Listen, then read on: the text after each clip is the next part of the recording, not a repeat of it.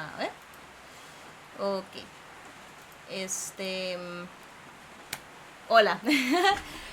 Bueno, muchas gracias por venir al canal. Hoy estamos en nuestro programa del miércoles, en donde vamos a estar hablando el día de hoy sobre la situación de Guatemala. En realidad, Guatemala no es una novedad lo que está pasando. En realidad vemos que son tendencias que se arrastran no solamente de la historia reciente, sino también vemos que hay casos históricos, ¿verdad?, que han, pues de alguna manera debilitado, ¿verdad?, la institucionalidad democrática guatemalteca y han puesto en entredicho, ¿verdad?, los derechos de la población. Entonces, en este caso tenemos a dos invitados que para mí, bueno, es un honor tenerlos por acá, ¿verdad? Sonny Figueroa, que es un periodista, permítanme un toquecito acá.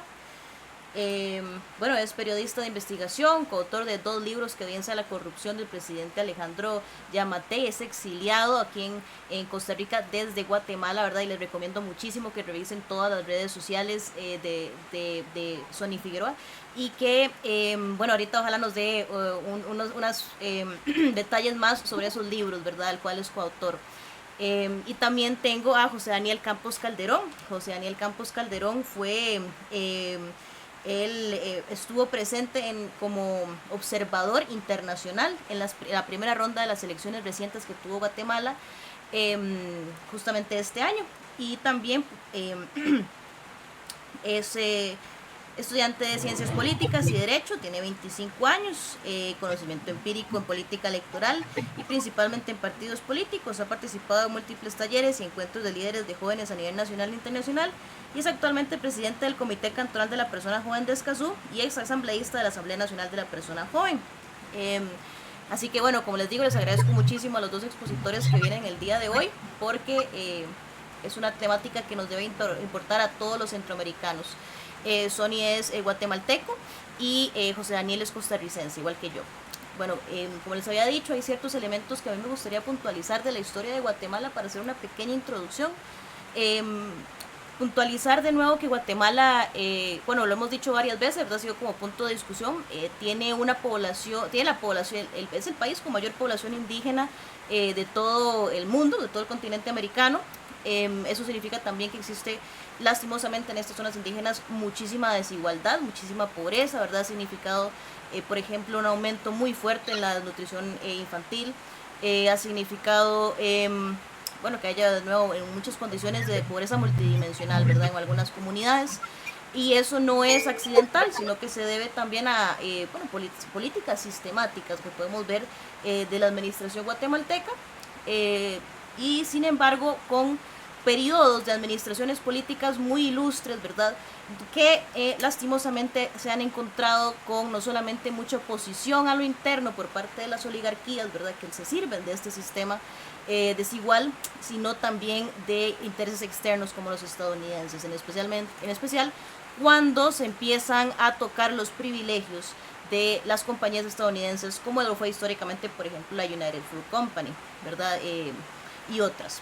Entonces, Guatemala ha sido lastimosamente muy afectada por estas dinámicas y lastimosamente hemos visto que han sido recrudecidas. Es muy interesante hablar de esos periodos históricos o estas etapas históricas de Guatemala porque tenemos a el presidente hoy electo, a Bernardo Arévalo, si no me equivoco, Bernardo Arévalo, que es hijo justamente del presidente que fue anterior a Jacobo Arbenz, ¿verdad?, que fue, yo creo que el gran reformista institucional que tuvo Guatemala, ¿verdad?, en el siglo XX, y luego fue seguido por, bueno, tuvo mucha oposición, ¿verdad?, el padre de Bernardo Arévalo de por sí, y ni para qué, ¿verdad?, todos conocemos el final que tuvo la administración de Jacobo Arbenz con una intervención financiada en parte por Estados Unidos y coordinada por las fuerzas internas, ¿verdad?, que se servían de nuevo de este sistema tanto neocolonial y definitivamente explotador, especialmente para las poblaciones más vulnerables, ¿verdad?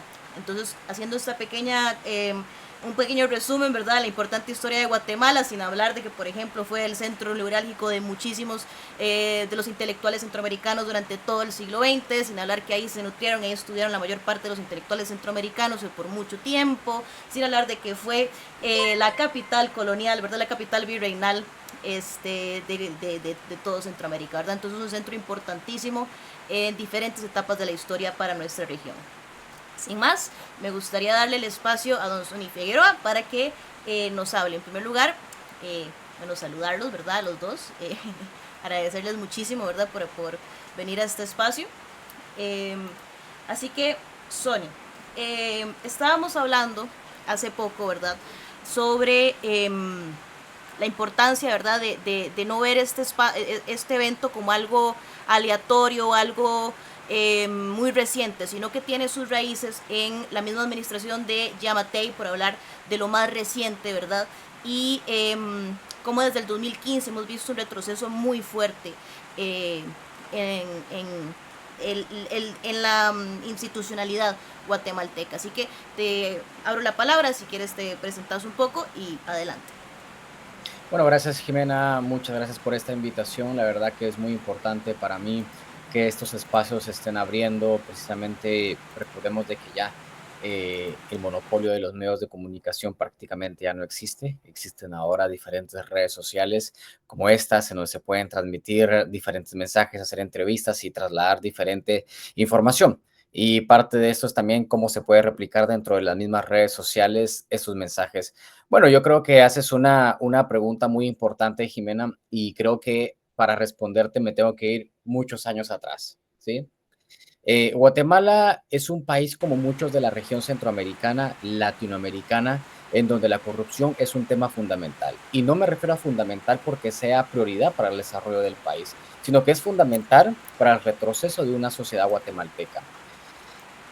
En Guatemala se estableció una comisión internacional titulada Comisión Internacional contra la Impunidad en Guatemala, CICIG, por sus siglas. Una comisión establecida por Naciones Unidas que inició un proceso en el año 2003, pero se estableció puntualmente en el año 2007. ¿Cuál es el propósito de esta ente, de esta comisión internacional que era financiada precisamente con fondos de Naciones Unidas y también de cooperación internacional de otros países que creen en la lucha contra la corrupción? El propósito es combatir los cuerpos ilegales y aparatos clandestinos de seguridad, llamadas SIACs, en Guatemala. Recordemos de que Guatemala tuvo una guerra interna de 36 años que podemos contabilizarla específicamente de 1960 hasta 1996 con la firma de la paz.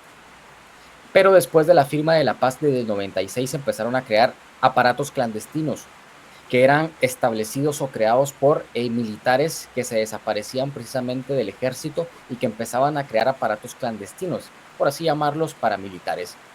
Y pues obviamente estas estructuras criminales se establecieron dentro del aparato estatal, parte de ellos en temas de seguridad, en las aduanas de Guatemala, etcétera. Y obviamente generaban un problema importante para el Estado guatemalteco. Y por eso, precisamente porque eran parte del narcotráfico, de aparatos que realizaban actos de asesinato, secuestro, etcétera, fue que se estableció una comisión como la CICIG en Guatemala. La CICIG empezó a funcionar en 2007 hasta su pum en el año 2015. ¿Y por qué digo pum, verdad, en el año 2015? Porque muchos guatemaltecos, muchos centroamericanos, muchos latinoamericanos, el mundo no sabía de la existencia de una CICIG en Guatemala. Y ocurrió en el año 2015. ¿Por qué?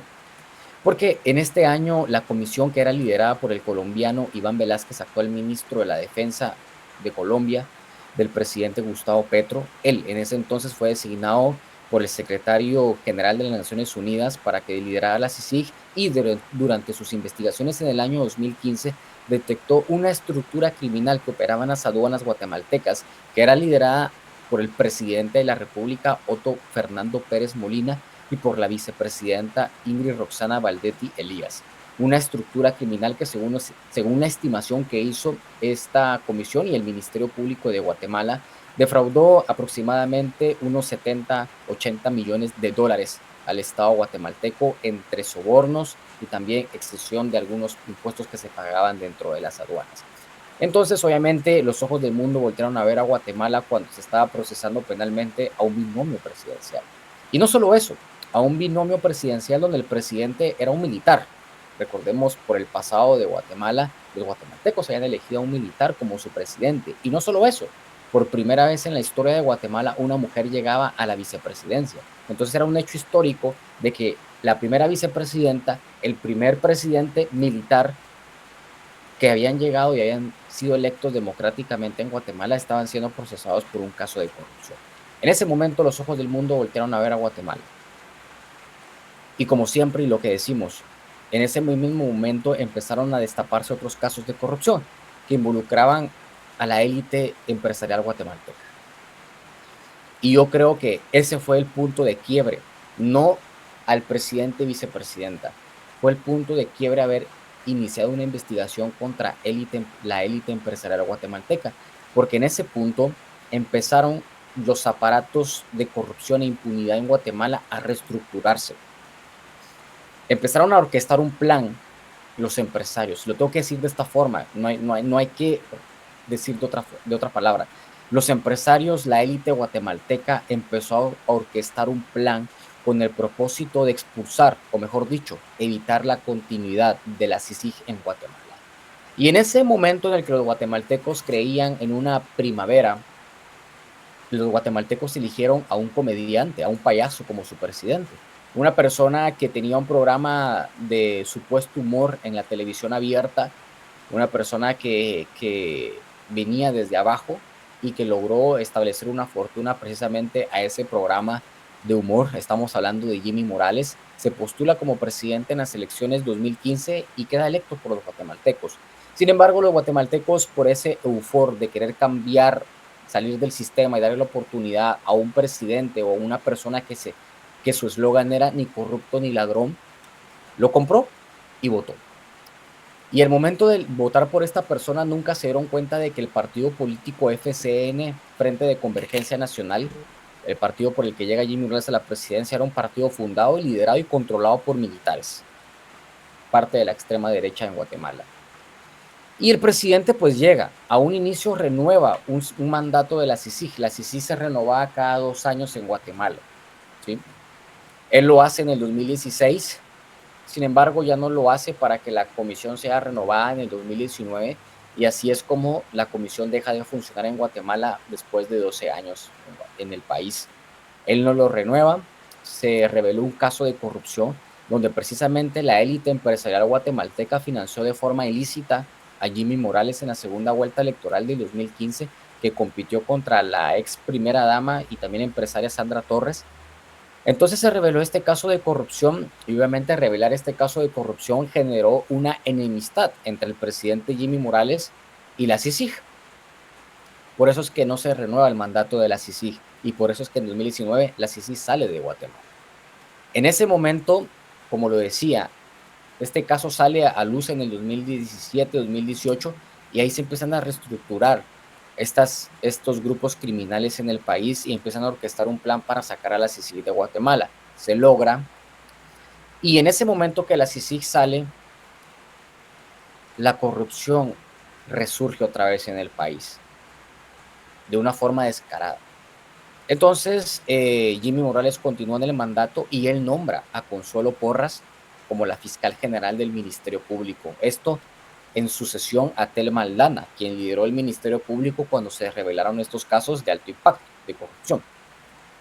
Consuelo Porras llega al Ministerio Público, una persona que fue magistrada de la Corte Constitucional, una persona vinculada a los militares, una persona vinculada al grupo empresarial de Guatemala, la nombra y obviamente hay los casos en contra de los funcionarios del Ejecutivo, del presidente de Jimmy Morales y del presidente Jimmy Morales se detienen.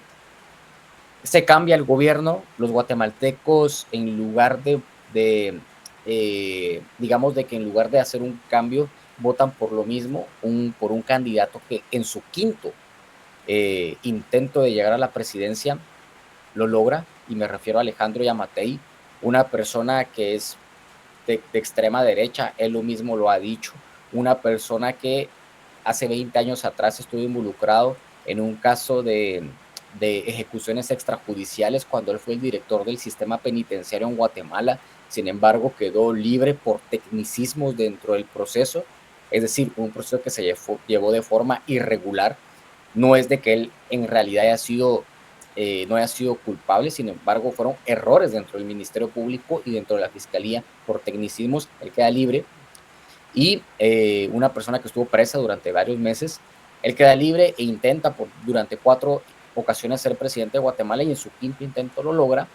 La gente lo eligió a él como un castigo para Sandra Torres, la ex primera dama que ya se ha postulado en 4 ocasiones como candidata a la presidencia. Entonces, los guatemaltecos eligen en 2019 a Alejandro Yamatei, llega a la presidencia y casualmente coincide con el tema de la pandemia, ¿no? Un tema de la pandemia fuerte en Guatemala, en todo el mundo.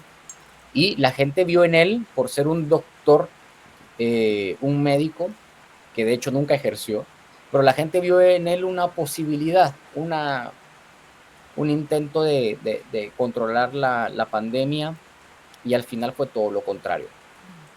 Las primeras acciones que toma Alejandro Yamatei es precisamente nombrar a su pareja, Miguel Martínez, como el jefe de la comisión presidencial del centro de gobierno, una comisión paralela, le crea un gabinete paralelo dentro de la presidencia y duplica funciones de la vicepresidencia. Y obviamente esto generó un rechazo dentro de la población guatemalteca y a finales de 2020 el Alejandro Yamatei clausura esta comisión por todo el rechazo que se dio de los guatemaltecos y que incluso llevó a la quema del Congreso de la República, imágenes que dieron la vuelta por todo el mundo de ver cómo el Congreso estaba en llamas. Y obviamente esto también genera una ruptura entre el presidente y el vicepresidente Guillermo Castillo. Esto es todo lo que está pasando y la pandemia fue un punto de quiebre también para que se empezaran a revelar casos de corrupción de Alejandro Yamatei, de sus ministros y su círculo más cercano. Al final no fue el cambio que esperó la población y pues obviamente empezó a generar mucho rechazo. Se da el 2021, el rechazo continúa, se da el 2022 y llega otra prueba para Alejandro Yamatei.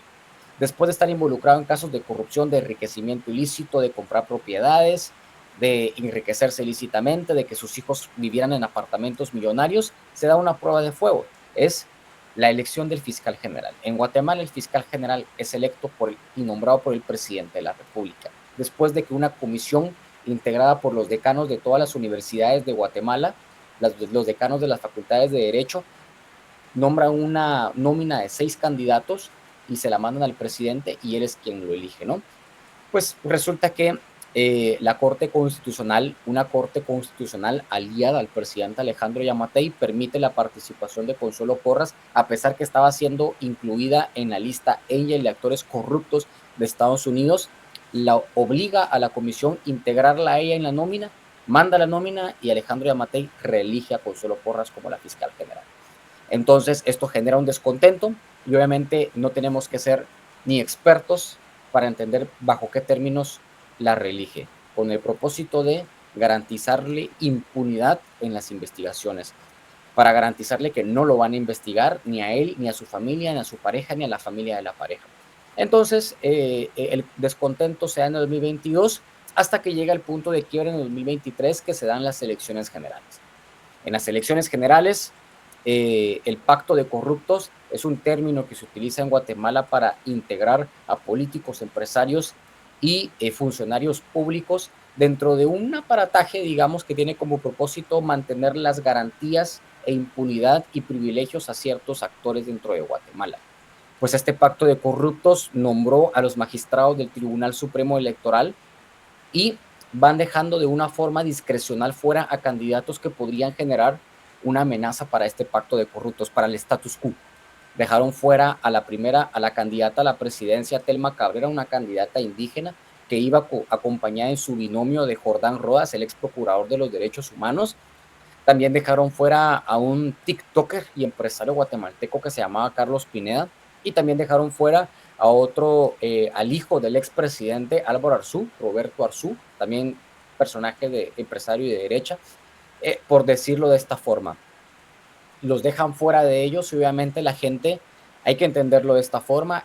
Quiero dejar claro también que esta es mi interpretación, es de que los guatemaltecos en ese momento, al ver que dejaron fuera a ciertos candidatos por los que la ciudadanía tenía mucha aceptación, como Carlos Pineda y Telma Cabrera, los dejan fuera la gente. Entonces en Guatemala se repetía un fenómeno en los últimos dos procesos electorales, de que en la segunda vuelta votaban por el candidato menos peor o por el candidato que representaba no era lo mismo de siempre, pero este fenómeno se dio en la primera vuelta, ¿sí? Entonces, al dejar fuera a estos candidatos que la gente se sentía identificada en redes sociales, etcétera, la gente dio un voto de castigo, votó por el menos peor o votó por el candidato que no representaba una amenaza para el status quo. Y así es como los guatemaltecos votan en una primera vuelta por Bernardo Arévalo del partido Movimiento Semilla, un candidato, un partido político que se define como de centro, porque al final no es ni de izquierda ni de derecha, es un partido de centro,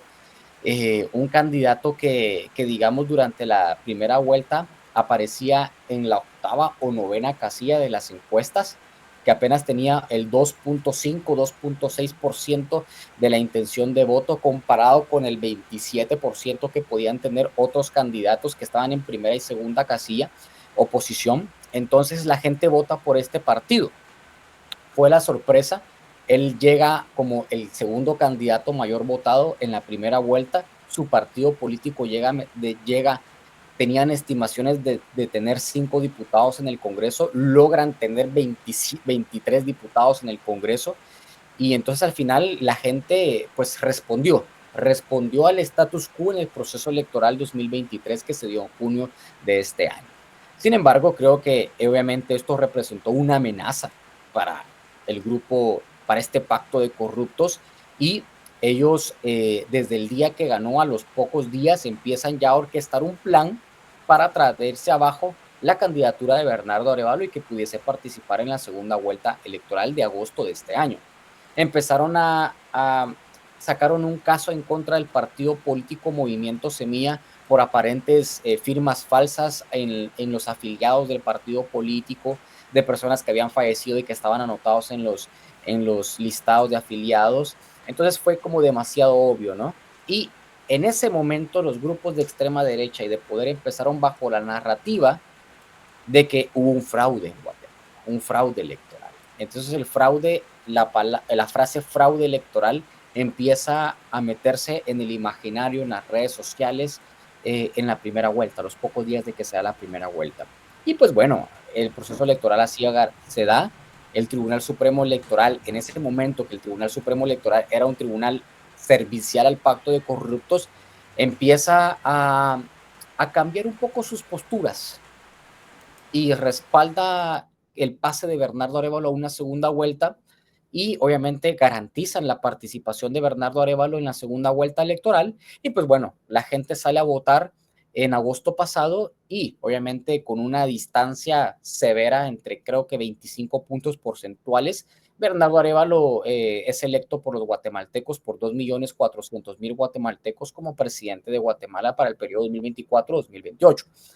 Obviamente esto es un antes y un después en Guatemala, porque la gente castigó a los grupos de poder, castigó a la élite empresarial, castigó a la vieja política en el proceso electoral 2023. Y obviamente se dio esta elección de Bernardo Arévalo, y la pregunta, el tema a discutir aquí después de esto fue, ¿qué va a pasar durante estos 6 meses antes de que asuma Bernardo Arévalo, ¿no?, como presidente de Guatemala?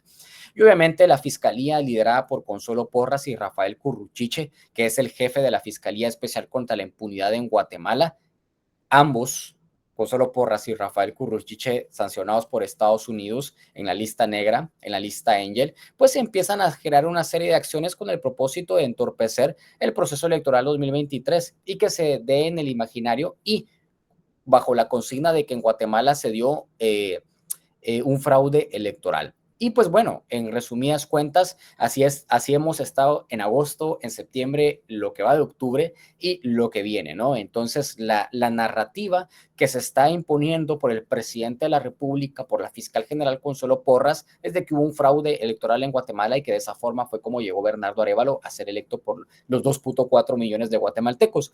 Ahora, lo que se habla no de parte de los grupos de poder, sino de la ciudadanía como tal, de sociedad civil, es que en Guatemala se está orquestando un golpe de Estado. Y las estructuras criminales salen a decir de que solo podemos hablar de un golpe de Estado cuando un presidente está en el poder. Sin embargo, lo que se está dando acá es un golpe de Estado para que un presidente electo no asuma como tal, ¿verdad? Entonces creo que es muy importante recalcarlo, porque se está haciendo todo lo posible para que Bernardo Arévalo no suma como presidente de Guatemala. Y es algo que hay que dejar bien claro, ningún periodista está del lado del presidente electo. Los periodistas estamos del lado de que se respete la democracia, de que se respete esa alternancia de poder. ¿Sí? En Guatemala se da 4 años y lo que se espera uno como ciudadano, como periodista, es de que se dé esta alternancia de poder, independientemente sea un gobierno corrupto o no sea un gobierno corrupto o medio corrupto o de izquierda o de derecha o de centro, ¿verdad? Lo que se pide aquí es ese respeto a la democracia guatemalteca, porque de lo contrario llegaríamos y caeríamos a una dictadura, ¿no? Entonces, creo yo que en resumidas cuentas, Jimena, eso es lo que podría resumirte yo de todo lo que ha pasado para que la gente que está conectada a tu canal y que este video lo va a ver después en tus redes sociales, pues entienda qué es lo que está pasando en Guatemala. No, o sea, muchísimas gracias. Que en realidad les diste los puntos clave más importantes, ¿verdad? Yo tal vez me gustaría preguntarte, antes, nada más antes de pasar a José Daniel Campos, ¿podrías hacer un poco de énfasis en quién es Bernardo Arévalo y qué representa para Guatemala, digamos? ¿Podrías profundizar un poco en ese sentido? Claro, sí, perfecto. Bueno, yo creo que Bernardo Arévalo representa, y hay que dejarlo claro, ya no se trata ni del partido Movimiento Semilla, no se trata de eso, se trata de la figura presidencial de Bernardo Arévalo. Recordemos de que en el momento que él es electo ya el partido no toma ni nada, ni cartas en el asunto. Yo creo que Bernardo Arévalo representa, la gente lo ve como una esperanza de que pueda hacer un cambio, ya que no es un candidato que represente al status quo en el país que por años nos ha hecho mucho daño como sociedad. Guatemala tiene el 60% de pobreza y tiene el 23% de pobreza extrema. La mitad de los niños viven en desnutrición.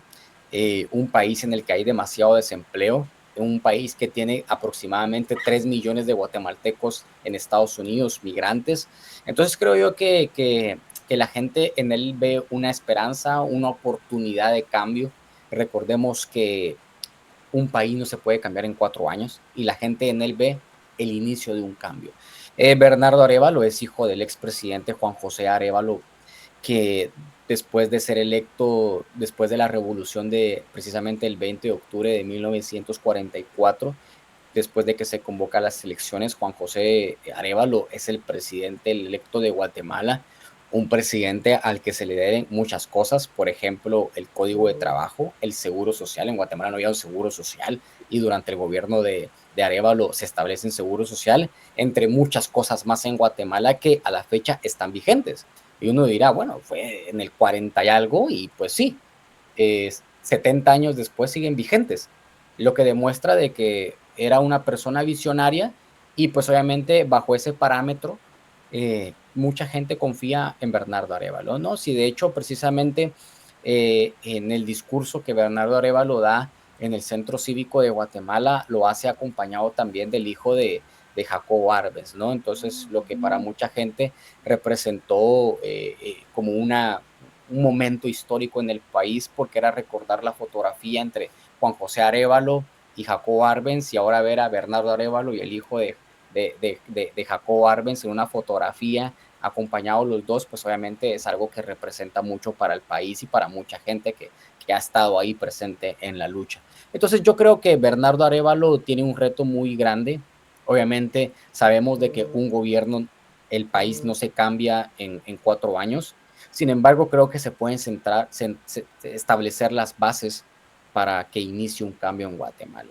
Yo creo, Jimena, que en el país los grupos de derecha y extrema derecha señalan de que llegara Bernardo Arévalo, quien ni se define como un presidente de izquierda, sino como que representa un país como de centro, eh, eh, eh, va a convertir al país en una Venezuela. Y me genera mucha risa todo esto. Ellos dicen que se va a convertir en una Venezuela o una Nicaragua, y me genera mucha gracia porque al final resulta que la extrema derecha o estos grupos empresariales tampoco han convertido a Guatemala en una Suiza, ¿no? Entonces, me da mucha gracia que hablen de eso porque resulta que desde las elecciones o el proceso democrático en Guatemala en 1985 y después que se dan las primeras elecciones en el 86, hubo un presidente como lo hizo Vinicio Cerezo, hemos tenido gobiernos de derecha. El único gobierno de centro que tuvimos fue el de Álvaro Colón y que también se han visto involucrados en casos de corrupción. Entonces, no ha existido en todo este proceso, esos casi 50 años, digamos, 40 años, perdón, un gobierno de izquierda, ¿no? Entonces, me da mucha gracia que los grupos de derecha digan de que nos va a convertir en una Venezuela si en estos últimos 40 años los gobiernos de derecha nunca nos han convertido en un país desarrollado, porque seguimos manteniendo los índices de pobreza, de desnutrición, de desempleo, de migración, de violencia. Entonces, al final, me parece un chiste de mal gusto que hagan estos comentarios estos grupos de poder. Pero al final, en resumidas cuentas, Jimena, yo creo que la palabra con la que yo podría definir lo que espera la gente de un gobierno de Bernardo Arévalo y de Karine Herrera, que es la vicepresidenta, es una oportunidad de cambio. Eso creo que es lo que la gente ve. Muchísimas gracias en realidad. Bueno, y yo creo que eso lo vemos mucho, no solamente los guatemaltecos, creo que muchos desde Centroamérica vemos Guatemala y justamente vemos esto, ¿verdad? O sea, hace poco estaba yo comentando un video de Gloria Álvarez, ¿verdad? En donde decía es que nos van a traer socialismo. Pero uno piensa exactamente lo mismo, o sea, cuando tenés la mitad de la población infantil en desnutrición, ¿verdad? Un nivel de más de 60% de pobreza, entonces, ¿qué significa socialismo? ¿Qué significa capitalismo, verdad? O sea, ¿cómo vamos a hablar en esos términos cuando no están dándole al pueblo lo que necesita para vivir de manera digna? Entonces, no, Ya, muchísimas mira, gracias. Ajá. yo quisiera solo hacer un comentario ahí que me da mucha gracia, Jimena, que una persona que se hizo popular hablando o criticando el populismo, al final resulta siendo igual de populista que los demás, ¿no? Porque al final hablar y criticar del populismo es caer en el populismo, ¿no? Entonces, es una persona que dice que quiere ser candidata a la presidencia y que ofrece muchas cosas y que ustedes me van a hacer mi plan de gobierno, que yo pongo estos 5 puntos y ustedes pongan los 5 los demás y caer bajo eso al final es hacer lo mismo que tanto criticas. Entonces, pues al final da un poco de gracia eso, ¿no? Es totalmente de acuerdo y no vamos a hablar mucho de ella porque se nos va todo el tiempo. Así que, José Daniel, me gustaría saber cuál fue tu experiencia como observador internacional en la primera ronda de las elecciones de Guatemala este año. Y también, si también tienes algún comentario con respecto a lo que acabamos de decir, pues adelante, el espacio es tuyo. Bueno, muchísimas gracias, Jimena, más bien por la invitación. En realidad creo que, bueno, magistral la exposición de Sony, un resumen súper claro y conciso de lo que realmente está pasando en Guatemala y de lo que ha pasado desde el 2015 hacia acá. Es bastante curioso porque, bueno, creo que como sociedades siempre tenemos puntos en común, pero a la vez hay bastantes diferencias, más que todo desde el punto de vista del sistema electoral, ¿verdad? Que tiene Guatemala, el que tenemos acá. Pero aún así siempre existen esas coincidencias, ¿verdad? Como por ejemplo, bueno, ahora mencionaba Sony el tema de la foto de Arbenz y, digamos, de padre e hijo, y pues acá nos pasa igual, digamos, en el caso de, o ya pasamos por esa etapa en el caso de Figueres padre y Calderón hijo, Figueres hijo. El tema de un outsider como lo fue Jimmy, creo que ahorita lo estamos viviendo con el presidente que tenemos, que la gente apostó por un outsider, entre comillas. Entonces, al final creo que hay ciertas relaciones y es bastante rico para analizar en ese aspecto. Eh, es bastante curioso también que en Guatemala creo yo que no hay un partido que ha tenido, por lo menos desde el 96 para acá, que he podido analizar un poco más las elecciones. Bueno, que siempre ha habido segunda ronda y es algo muy curioso. Es una sociedad acostumbrada ya a la segunda ronda. Y de hecho lo podemos ver como en el boca a boca, en boca de urna, cuando estábamos ya en Guatemala, que se le preguntaba a la gente, eh, prácticamente la gente ya por sentado que era una segunda ronda. Creo que es una sociedad acostumbrada a una segunda ronda y algo curioso es que no hay un partido que repita en gobierno, ¿verdad? También algo importante acá es esa bifurcación de partidos políticos que se da. Eh, Habían también 25 candidatos, igual que acá. Y es muy curioso cómo de un partido que está en el poder luego sale otro o otros, hasta dos o tres, y posteriormente queda uno de ellos o queda totalmente otro, ¿verdad? Pero no, vos ves la lista de partidos políticos que han quedado en el poder y no ha habido como una repetición, por así decirlo. Entonces es bastante curioso porque vos ves otros países de Centroamérica, El Salvador, Honduras, y pues se han tornado el poder básicamente en un bipartidismo entre dos fuerzas mayoritarias. Entonces es muy curioso esa parte en el sistema, más que todo partidos políticos. Creo que Costa Rica va también por ese camino con lo que estamos viendo actualmente. Y ya para entrar en el tema de lo que se vivió, lo que vivimos en la misión de observación electoral, realmente fue bastante interesante. Debo decir que, bueno, como les mencionaba ahorita, el boca a boca o el boca de urna, que le llamamos, preguntar a la gente realmente, pues era un sentimiento de descontento, como mencionaba el compañero, generalizado por el tema de la corrupción, ¿verdad?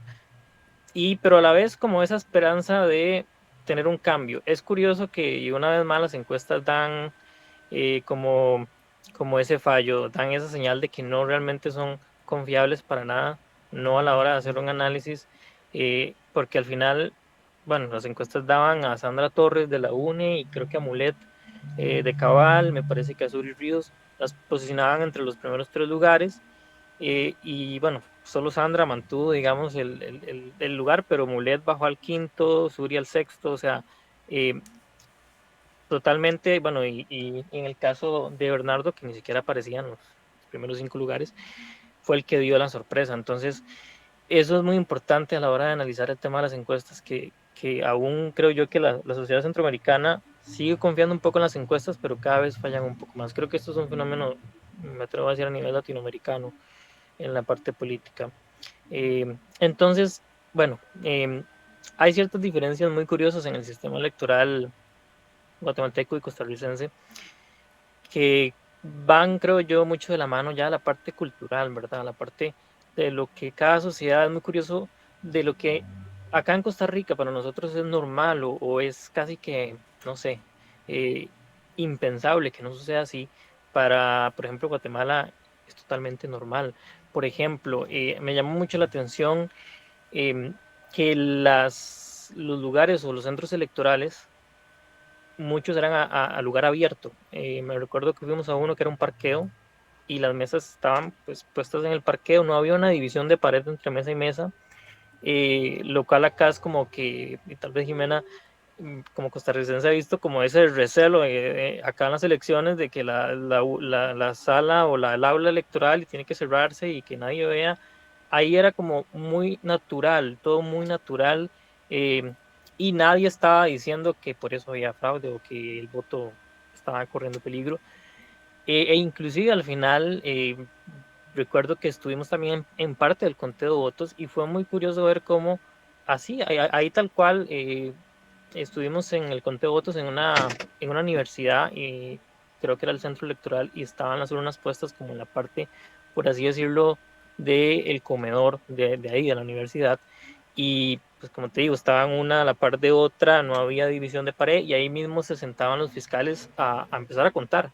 Acá es como que cierran puertas y nadie puede ver nada, y de hecho, si sale un fiscal general al baño, lo siento, se quedó afuera, ya no vuelve a entrar.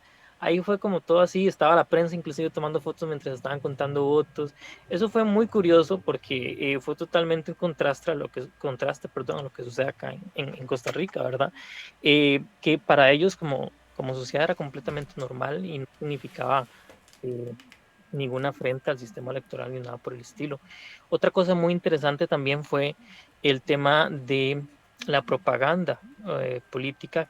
Pudimos observar que se empapelaba, así, no sé la palabra que se puede utilizar, pero yo lo ubico así, se empapelaba totalmente avenidas o calles con casi que todos los candidatos, ¿verdad? Y era muy curioso. Aquí, y con vallas no grandes como suele hacer acá en Costa Rica, sino vallas un poco más pequeñas pegadas en árboles y en sitios públicos, ¿verdad? O en postes de luz, árboles de la avenida, etcétera. En cambio acá es muy curioso porque acá son vallas un poco más grandes, no se pueden pegar en sitios públicos, es todo como más regulado. Pero bueno, en realidad eso fue parte de lo que nos pareció muy curioso a nosotros, al menos como delegación de Costa Rica, que estábamos ahí en el periodo de observación. Ya meramente en el ejercicio electoral, otra cosa que me parece muy valiosa del sistema electoral guatemalteco es que no se permite, o no se acostumbra que hayan toldos de los partidos políticos fuera de cada centro o que las personas vayan identificadas con la camisa de su partido a votar. Realmente es algo muy curioso porque ahí cada quien va vestido pues civil, se guarda un poco más la intención al voto. En cambio acá vos ves la gente que igual va a votar con full bandera del partido, camisa del partido, todo y pues nada, todo bien, o sea, voto secreto, pero todo el mundo sabe por quién votó. Ahí es muy curioso porque no hay todos de los partidos políticos fuera de los centros electorales, no hay gente que vaya con las camisas de los partidos ni con banderas, en realidad hay mucho como respeto en ese sentido. También me pareció muy curioso el acto inaugural que se hizo, nos invitaron al acto, estaba la prensa, ahorita no recuerdo en cuál colegio fue realmente, fue un gimnasio de un colegio, eh, no sé si Don Bosco o por ahí, no me acuerdo muy bien, pero se hizo todo un acto protocolario inaugural a la hora de las elecciones. Recuerdo que la presidenta del Tribunal Supremo de Guatemala cortó la cinta, se dio el primer voto y todo eso fue transmitido en televisión y ya luego a partir de ahí se dio la apertura de las urnas a nivel nacional. También me parece algo bastante eh, bonito y, a ver, que llama mucho al ciudadano a ejercer su voto, a ejercer la democracia. Creo yo que al menos donde estuvimos no hubo mucho anomalías o eh, revueltas o cosas por el estilo. Sí nos dijeron, bueno, estuvimos un poco más en la capital, ¿verdad? Sí nos dijeron que del país hubieron como algunos pequeños incidentes, pero bueno, al menos donde nosotros estuvimos en la capital estuvo bastante tranquilo. Eh, pero sí, ya luego, posteriormente de las elecciones, ver inmediatamente apenas se da el resultado, ver pues lo que comentaba el compañero, ¿verdad? Que varios grupos o varios actores del gobierno, si se puede llamar así, estaban pues intentando bajar la candidatura de Arévalo, porque bueno, representaba o representa un peligro total para sus intereses. Creo yo que en este caso ahí hay un poco de temor en el sentido de que pues Bernardo destape, como quien dice, la olla, como decimos popularmente, de ciertos casos de corrupción de estos últimos gobiernos. Entonces por ahí también creo yo que está esa presión y esa intención de sacarlo primero de la segunda ronda, luego hubieron, inclusive nosotros como observadores internacionales, y sé que la OEA también como en su misión de observador internacional hizo un comunicado llamando a que se respetara la democracia, que se respetara que los resultados de la primera ronda, para que se hiciera el balotaje,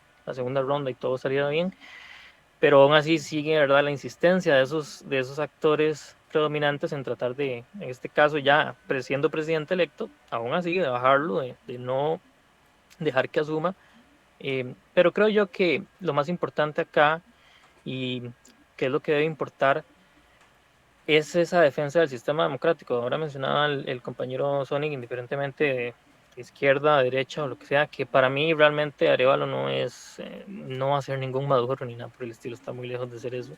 Eh, en realidad creo que es un socialdemócrata moderado.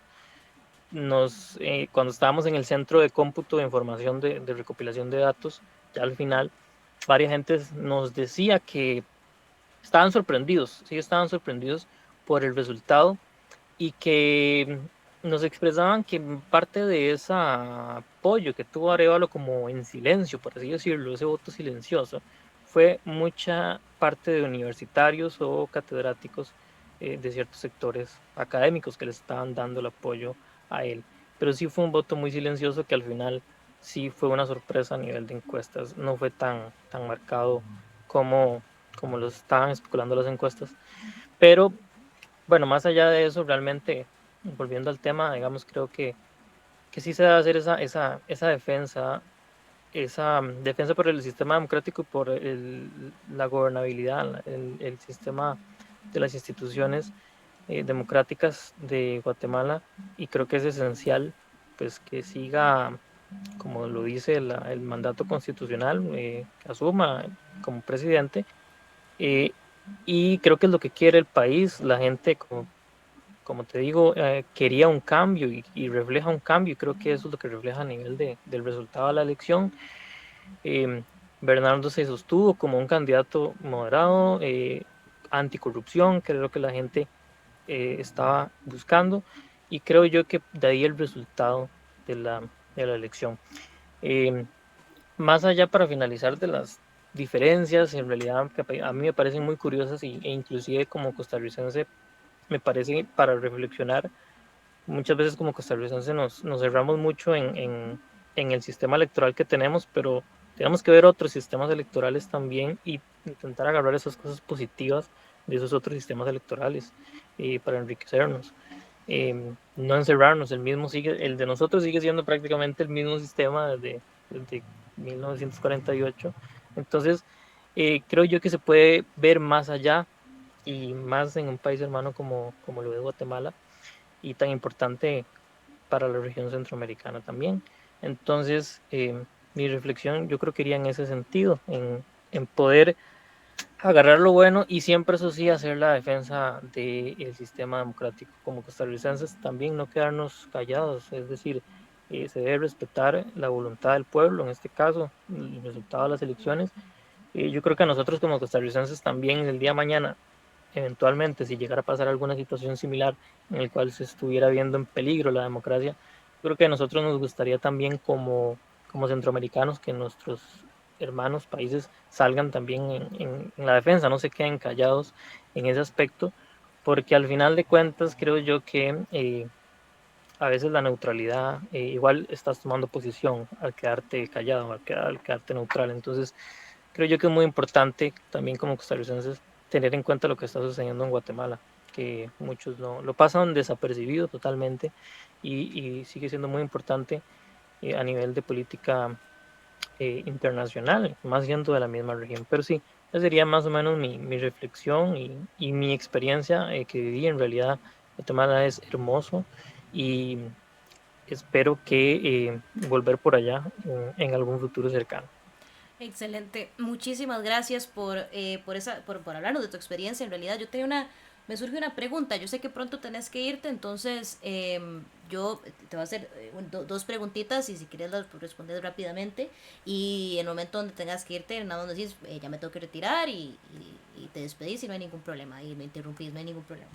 Me gustaría saber si algo, digamos, en tu experiencia en la primera ronda, no sé, evidenciaba algún tipo de por así decirlo, de fraude, si evidencia algún tipo de, no sé, de poca transparencia, no sé, ¿viste algo así o no, o nada? Bueno, realmente que se pueda decir o que se pueda probar de que hubo algún tipo de fraude o algo raro, pues en realidad no. Como te digo, sí nos comentaron que en otras zonas del país sí fue mucho más convulso, inclusive creo que tuvieron varias urnas que cerrar antes de, por algunos pequeñas revueltas que habían, pero al menos donde estuvimos nosotros, pues no pasó nada a eso, más allá de tal vez alguna situación, otra cosa que se me olvidó comentar y que creo que es juega un actor, perdón, un papel muy importante y son los fiscales generales de los partidos políticos. Muy curioso también que de todos los partidos políticos habían bastantes, no de todos, ¿verdad? No de los 25, pero por lo menos habían mesas que tenían hasta 10 15 fiscales generales, algo que acá cuesta ver mucho, realmente. Vos aquí en Costa Rica, vos ves las mesas con 3 fiscales generales de los partidos más grandes y listo. Ahí fue muy curioso porque, o sea, habían hasta 10 o 15 fiscales en mesas, eh, que creo yo que también ayuda mucho porque la función de un fiscal general es precisamente, pues eso, fiscalizar, ¿verdad? Que a la hora de que se abran las urnas, de que se cuenten los votos, de que se levante el acta de la mesa, no haya ninguna irregularidad. Entonces, pues no, realmente de mi parte yo no vi nada raro. Por ahí algunos compañeros sí, recuerdo que nos comentaron como que en algunas urnas o en algunas mesas específicas, tal vez había como algunos fiscales que se molestaban con la presencia de los observadores internacionales, ¿verdad? Como que nosotros andábamos por todo lado observando. Entonces, recuerdo que donde estábamos en el cierre habían 2 pisos, uno abajo y otro arriba, que casi nadie iba porque casi que todas las mesas estaban abajo. Entonces recuerdo que unas personas fueron al piso de arriba, que apenas habían como 2 mesas, y sí fue como totalmente el cambio de humor de los fiscales al ver los observadores. Pero bueno, más allá de eso, no hay nada tangible que pueda probar de que hubo algún tipo de fraude o algo por el estilo, al menos donde nosotros estuvimos, ¿verdad? Ah, ok, no, muchísimas gracias por esos comentarios. Bueno, ahorita vamos a pasar entonces a la parte donde vamos a tener un poco un intercambio. Entonces, yo iba a tener el mismo orden, primero Sony, después José Daniel. Pero es primordialmente para hablar ahora sí qué está pasando en Guatemala hoy en día. Que ya después de la primera ronda, frente a esta situación que está pasando con Bernardo, cómo está respondiendo el pueblo guatemalteco, cuáles son los actores de parte del gobierno, ¿verdad?, que están generando todo este descontento, cuáles son los actores populares que están tirados a la calle. Sony, no sé si... Ok, perfecto. Pues bueno, en resumidas cuentas, por más de 20 días, la ciudadanía siendo representada por los 48 cantones de Totonicapán, que es un grupo indígena en Guatemala, que es un grupo que aglomera más de 100,000 personas, tal vez, en el occidente del país, pues estuvo realizando sus peticiones hasta que tomó acciones puntualmente a inicios de octubre. Y pues bueno, empezaron a realizar una manifestación frente a la sede central del Ministerio Público en la ciudad de Guatemala y realizaron más de 100 bloqueos a nivel nacional en conjunto con otra organización que es el Pueblo Xinca, que se encuentra ubicado en el departamento de Oriente de Santa Rosa. Entonces, empezaron a realizar ese tipo de acciones y obviamente la ciudadanía, sociedad civil y otras organizaciones y otros grupos indígenas y campesinos se fueron sumando a este paro nacional, como se denominó, y por más de 20 días estuvieron manifestando fuera del Ministerio Público y bloqueando carreteras, como te digo, más de 100 puntos. Y obviamente después se inició una negociación o una mesa de diálogo, por así decirlo, entre las partes, ¿no? Entre los 48 cantones o las autoridades indígenas con el Estado de la Presidencia de Guatemala. Y pues obviamente disminuyó a partir de la semana pasada, del viernes, del jueves, mejor dicho, jueves 19 de octubre, cuando el Ministerio Público recibe, bueno, mejor dicho, cuando el Ministerio Público presenta una acción ante la Corte Constitucional y la Corte Constitucional ordena al ministro de Gobernación sacar las fuerzas de seguridad, los antimotines, para reprimir las protestas. Entonces, para evitar precisamente estas acciones de parte de las autoridades en contra de la ciudadanía, pues accedieron a que ya la gente del Ministerio Público pudiese entrar a sus instalaciones y bajaron el número de los bloqueos. Entonces, pero digamos que esta semana empezaron a retomarse las manifestaciones y los bloqueos en algunos puntos del occidente del país, bajo la misma consigna que iniciaron cuando, a inicios de octubre. La renuncia de Consuelo Porras como fiscal general del Ministerio Público, la renuncia de Rafael Curruchiche como el fiscal especial contra la impunidad, la renuncia de Cintia Monterroso, que es otra fiscal dentro de esta fiscalía, y la renuncia de Freddy Orellana, que es un juez, que es el que precisamente ha autorizado a petición de la fiscalía iniciar contra el proceso de cancelación del partido Movimiento Semilla y entorpecer el proceso electoral 2023. Entonces, en Guatemala se continúan este paro nacional, a pesar que no en magnitud con la que inició, pero digamos que la consigna es la misma. O sea, a hoy, 25 de octubre, si no estoy mal, la consigna es la misma, que tienen que renunciar a estas personas porque le están causando demasiado daño a la frágil democracia guatemalteca que tenemos.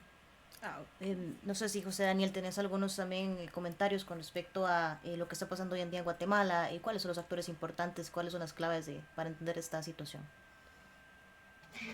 Bueno, creo que Osoño resume muy bien realmente lo que está pasando a nivel de los actores políticos. Creo que en parte son una sociedad, bueno, desde inclusive la cancelación de la candidatura de Telma, ¿verdad? Antes de las elecciones ya ahí había un descontento en parte de las comunidades indígenas, y creo yo que son actores que están en parte abandonados y molestos por el Estado, ¿verdad? Que ahorita pues están haciendo valer su voz en este paro. Y he visto que, bueno, Arévalo ha hecho lo que tiene que hacer, que es darles ese apoyo como presidente electo también a las manifestaciones. De hecho, más bien yo quería, no sé si puedo preguntarle a Sony también, porque me generó Adelante, sí, sí, adelante. él como periodista, ¿verdad? Que él mencionó que que parte o sea, no sé realmente cómo está la balanza a nivel de los medios de comunicación con respecto a la posición de que Arévalo como presidente electo apoye el paro nacional o cuál es la posición de los medios en ese sentido. Bueno, yo creo que hay que entender que, José Daniel, creo que hay que entender que los medios tradicionales comerciales en Guatemala, su principal propósito es generar plata. Y el segundo, informar, como cualquier medio en todo el mundo, ¿no? Entonces, obviamente, los propietarios de estos medios de comunicación son empresarios que tienen negocios por otros lados, entonces nunca van a estar a favor de un paro nacional ni de los bloqueos, porque precisamente en Guatemala tenemos medios de comunicación cuyos dueños están aglutinados en cámaras empresariales y que esas cámaras empresariales al final tienen posturas de que no a los bloqueos, que el cese de los bloqueos. Entonces, al final creo yo que los medios de comunicación tradicionales y comerciales en Guatemala nunca van a estar de acuerdo con los bloqueos, nunca. Y en este caso, lo que hacemos los medios alternativos, como ese es el término que yo utilizo, es precisamente darle voz a estos grupos que históricamente han sido pasados a un segundo plano, ¿no? Entonces, y como lo he dicho yo abiertamente, antes de ser periodista soy ciudadano y como ciudadano doy todo mi respaldo a esta manifestación que se está dando, porque tengo que decirlo, es una manifestación pacífica. Los incidentes que han ocurrido durante estos bloqueos han sido de gente que no ha sido tolerante y que se ha abalanzado con sus carros en contra de los manifestantes. Pero de lo contrario han sido manifestaciones, bloqueos pacíficos que no han causado ningún problema, han dejado pasar a las ambulancias que llevan a personas heridas, han dejado pasar a camiones con productos perecederos, han dejado pasar a los trabajadores que están en el área de salud. Obviamente habrá excepciones en donde pasarán tipo cierto de situaciones porque nada es perfecto, pero en la mayoría de casos se han dado estas situaciones. Entonces creo yo que al final, como lo mencionabas, José Daniel, creo yo que es muy importante tu pregunta porque creo que para la gente que nos está viendo y si tal vez en algún momento saco clips de esta entrevista y los publico en mis redes sociales también para ayudar ahí el crecimiento de Jimena, pues yo creería que la gente lo tiene que tener muy claro, ¿no? O sea, los medios tradicionales y comerciales son los principales responsables de que Alejandro Yamatei y que la situación de Guatemala tengamos este problema. Porque a un inicio, cuando a Alejandro Yamatei se le tuvo que cuestionar, evidenciar y exponer toda su corrupción, lo primero que hicieron fue desechar periodistas que precisamente hacían eso y se fueron por la más fácil, desechar periodistas para seguir recibiendo contratos millonarios con el Estado para imprimir ciertas cosas. Entonces, y para poner su publicidad estatal. Entonces, yo creo que la postura es clara. Los medios tradicionales y comerciales en Guatemala nunca van a estar acorde a los paros en el país. Pero yo creo que ahí es donde jugamos un papel muy importante los medios alternativos y periodistas independientes alternativos, quienes les damos voz a estos grupos que históricamente han sido relegados y creo yo que aquí es donde se cumple precisamente la función y la frase que yo siempre digo. Los periodistas tenemos que estar del lado de las causas sociales, los periodistas tenemos que estar del lado de los gobernados y no de los gobernantes. Entonces, creo que los periodistas y medios independientes hemos estado jugando un papel muy importante en esto porque le estamos dando voz precisamente a eso y obviamente explicándole a la ciudadanía de que la lucha es por una causa, no es por joda, no es porque se les ocurrió un día y levantarse y decir, no, es que pues vamos a bloquear, ¿no? Y a molestar a la gente, no, es porque se está defendiendo la frágil democracia que hay en Guatemala porque la gente quizá no entiende y yo siempre se lo explico de esta forma. Les digo yo, ¿usted sabe cómo le puede afectar a usted como guatemalteco que haya un fiscal general corrupto? O sea, que el fiscal general del Ministerio Público sea corrupto, o les explico yo, ¿usted sabe cómo le puede afectar a usted que un magistrado constitucional o un magistrado de la Corte Suprema o un magistrado de sala de apelaciones o un juez sea corrupto? Fácil, les digo yo, imagínense que usted vive en una colonia, ¿sí? En una colonia roja, ¿sí? Donde impera la delincuencia, hay pandilleros y todo. Imagínense que usted un día van a empezar a construir un hospital, un pequeño hospital ahí en su colonia. Y resulta que no lo construyeron. ¿Por qué? Porque el ministro de salud o un viceministro o un director de salud se robó los 20 millones de dólares destinados para ese proyecto. Se los robó. El Ministerio Público lo investigó y lo capturó. Lo presenta ante un juez y después de un año de proceso, resulta que un juez corrupto lo deja libre.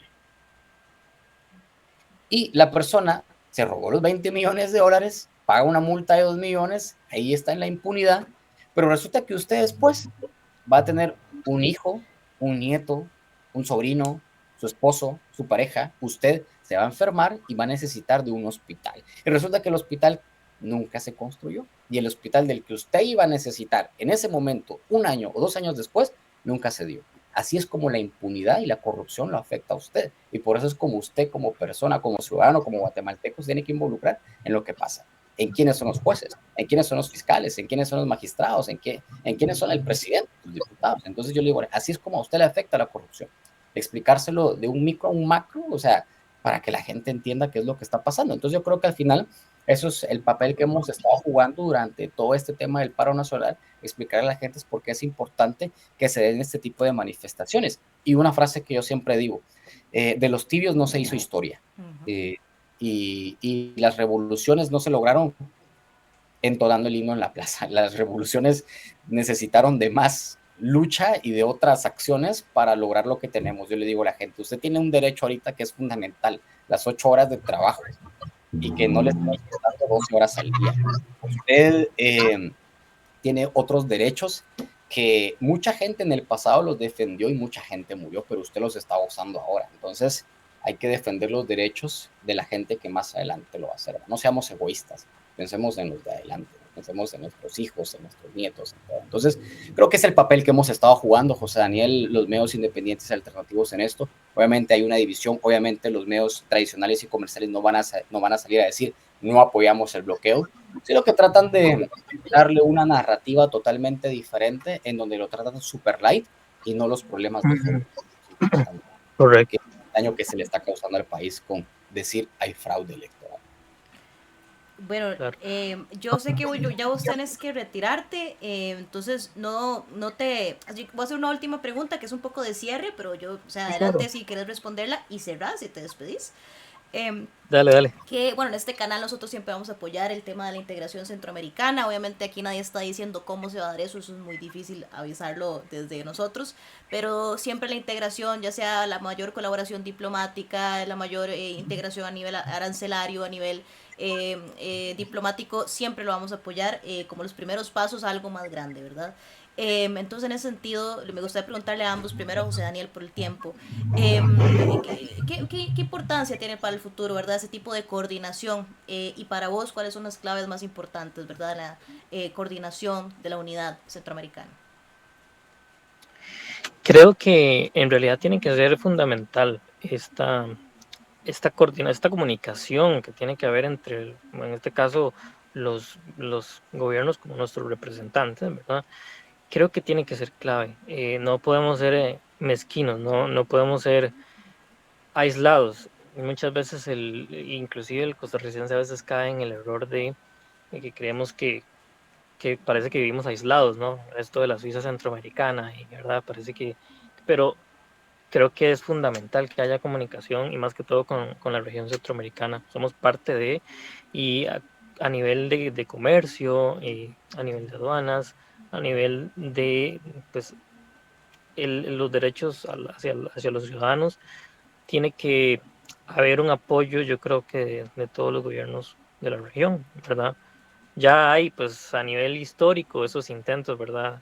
En la época de la independencia, de intentar una república centroamericana y demás, pero más que todo creo que la unión ahorita tiene que ser para que haya esa comunicación fluida entre los países, no poner trabas unos a otros, ni a nivel de comercio, ni a nivel de, de libre movimiento. Lo veía ahora con el tema de la visa de Honduras, creo que es innecesaria, por ejemplo. Con Honduras no está justificada ahorita algo realmente de peso, como que uno diga, es que si los hondureños están viniendo en masa hacia Costa Rica no hay algo que lo justifique ahorita desde mi punto de vista. Entonces creo que era algo innecesario que al final tuvieron que echar para atrás el gobierno. Entonces, ese es un ejemplo muy claro de esa unión, de esa comunicación que tiene que haber entre gobiernos, entre representantes, tanto presidentes de la República como cancilleres de cada uno de los países, para que esa comunicación sea más fluida y que las decisiones que se tomen no vayan a afectarnos unos a otros, porque al final somos de los mismos y tenemos que apoyarnos de los mismos. Y ya para cerrar, eh, como decía Sonia, apoyar realmente esta causa del pueblo de Guatemala no es algo menor, o sea, no están manifestándose porque un político dijo algo o porque se pasó un proyecto de ley, no, está en peligro el orden constitucional, la democracia como tal. Entonces es algo realmente que tiene que tener la importancia que se merece. No es algo menor, no es una manifestación menor, ni un capricho, ni mucho menos. Entonces, bueno, de mi parte los dejo, pero más bien muchísimas gracias, Jimena, por invitarme por acá, de verdad. eh, el placer es mío haberlos conocido y poder compartir este ratito con ustedes. No, Hasta muchísimas luego. gracias. Hasta Que luego. pasen bonita Síganlo en noche. redes sociales. Pueden buscarlo en las historias mías. Muchísimas gracias, de verdad te agradezco. Que te vaya muy bien en la reunión y muy buenas noches.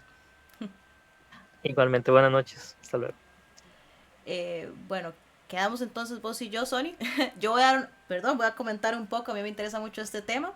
En efecto, yo no, yo creo que empíricamente se sabrá la forma que tome este tipo de unidad. Sin embargo, creo que el hecho es que a nivel externo nosotros hemos visto como ya una región geopolítica, se nos aplica políticas externas de una forma muy similar y con la intención de que compitamos entre nosotros, ¿verdad? Nuestros pequeños países y que no haya una articulación real, no solamente de esfuerzos diplomáticos, arancelarios, económicos, para sacar a la población adelante. Yo siempre he dicho que a mí me ilusiona mucho la idea de tener una suerte de sistema universal de salud, por ejemplo, una suerte de caja común centroamericana, un banco centroamericano común, ¿verdad? ¿Qué poder podríamos tener nosotros como región?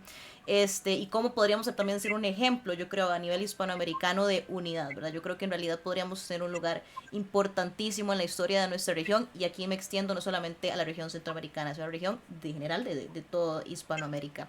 Entonces me gustaría saber cuál es su opinión como periodista, como guatemalteco, como exiliado en realidad, que ha jugado realmente esta unidad centroamericana. Me atrevo aquí a decir, por ejemplo, que ese tema de Costa Rica recibiendo mucho refugiado político es algo muy común, en realidad es algo muy común de nuestra historia, especialmente hacia Nicaragua, pero lo vemos que es muy presente en todo lo que tiene que ver con la guerra civil en Centroamérica, un mucho recibimiento, mucha fuga de cerebros. Creo que vos es un caso especial, ¿no? O sea, mucha fuga de cerebros de otros países centroamericanos que vienen a Costa Rica, ¿verdad? A terminar sus estudios, etcétera. Entonces, me gustaría saber cuál es tu perspectiva.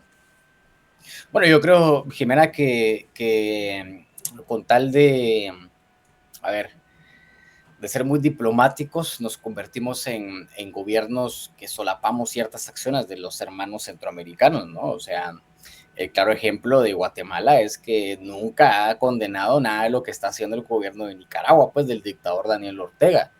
Y así precisamente ha pasado en muchas ocasiones, que lo que está pasando en Guatemala es grave. Ujú. Y, pero no se condena lo que pasa en El Salvador, y El Salvador no condena lo que está pasando en Guatemala, en Nicaragua condena lo que está pasando en Guatemala, y así sucesivamente. Entonces al final es como que nos quedamos callados como gobiernos, digamos, y es el claro ejemplo de lo que no tiene que pasar con los nuevos gobiernos que están llegando, ¿no? Digamos, para innovar y todo este rollo. Entonces al final creo que ese es un grave problema, o sea, ya Lula ya lo hizo, preocupándose por lo que está pasando aquí. Boric en Chile lo ha hecho, preocupándose por lo que está pasando en Guatemala. Pero los países centroamericanos han estado callados, son sus vecinos, ¿no? De lo que puede pasar. Entonces, hasta propio Costa Rica, o sea, se ha estado callado en relación a lo que está pasando, pues. Entonces es como, ya, o sea, también recordemos que obviamente un pronunciamiento no va a cambiar la historia de un país o la situación de un país, por supuesto, pero lo que se espera es esa presión, ¿no? Esa pequeña presión que se puede ir ejerciendo poco a poco, ¿no? De ir diciéndole a estos corruptos que tienen cooptado un Estado, hey, vean lo que está pasando, ¿no? Y si en muchas ocasiones no se espera de que sea algo de forma unilateral, pues hay instancias como lo que ha estado pasando últimamente en la Organización de Estados Americanos, ¿no?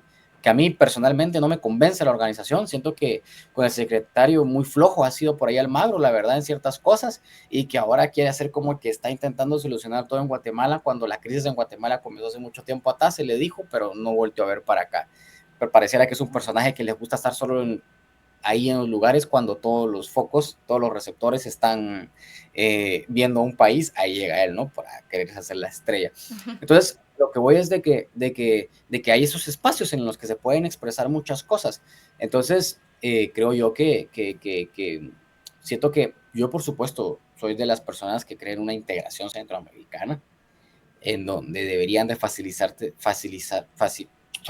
muchas cosas, como algo, no solo quedarnos en el C4, sino incluir, por ejemplo, Costa Rica, ¿no? O sea, que hay personas que quizá no tienen la posibilidad de pagar un pasaporte, pero tienen su documento personal de identificación, su DPI, y decir, puedo viajar con mi DPI a Costa Rica.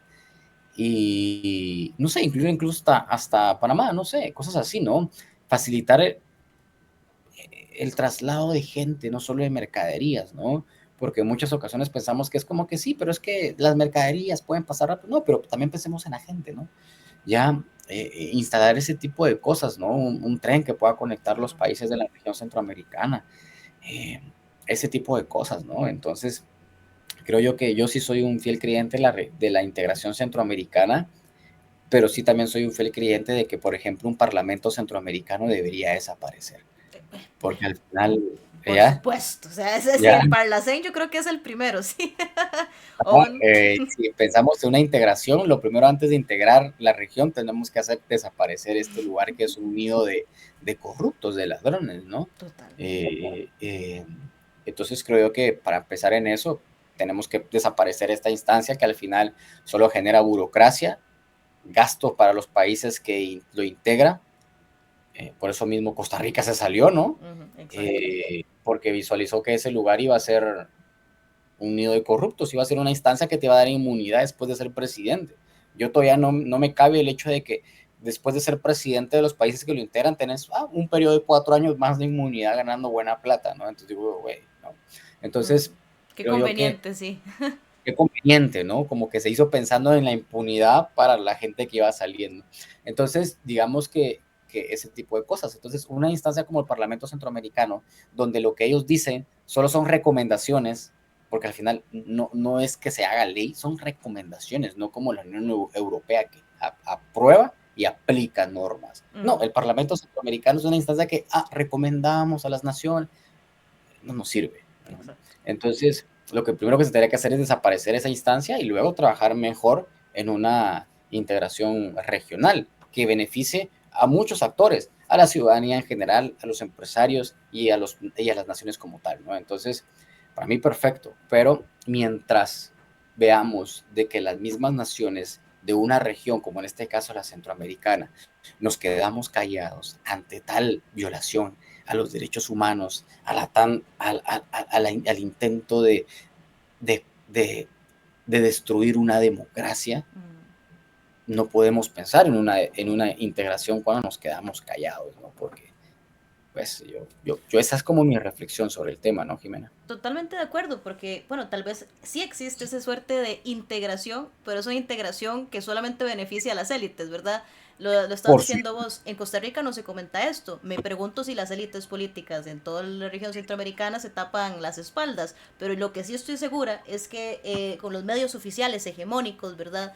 Eso sí, definitivamente son una gran red de comunicación que en efecto no están comunicando en Costa Rica nada de lo que está pasando en Guatemala, no se está dimensionando tampoco el peligro que esto representa. Es que, a ver, obviamente en cualquier, digamos, peligro a la institucionalidad de este calibre es preocupante en cualquier país, pero Guatemala que ha sangrado tanto por la democracia, o sea, Guatemala que ha sufrido tanto, ¿verdad? Para poder alcanzar algunos niveles de democracia, ¿verdad? Y que viene saliendo de periodos muy oscuros, ya desde los últimos décadas del siglo XX.